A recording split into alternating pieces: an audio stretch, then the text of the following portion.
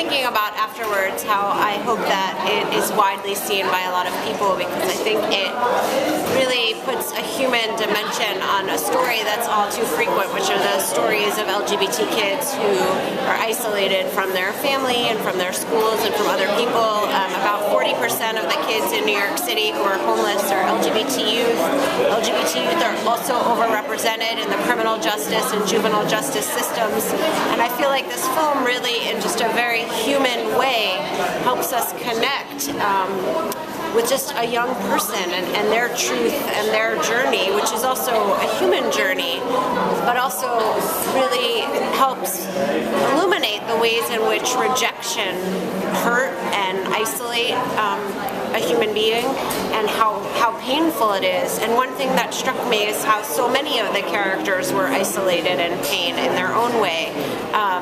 Lee's mom, who rejects Lee, but herself seems to feel so hurt and isolated, and I really thought it was quite thoughtful the way it wasn't simple in the film. There wasn't, you know, love and family and friendship and intimacy are all really complicated and complex, and the film did a beautiful job of capturing that. And I thought Lee's character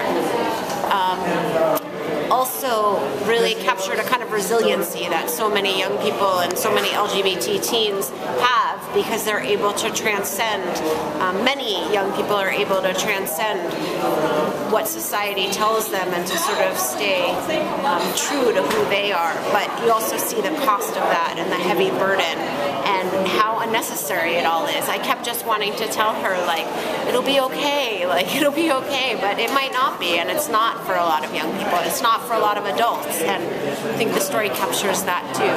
And it's hopeful, but it's also very, very sad and very moving, and also incredibly well acted and written, and the music and all of the elements come together to really help tell the story of one young person and their path, and them coming to their own sort of essential truth of who they are. So, thank you to everyone who is involved in making it.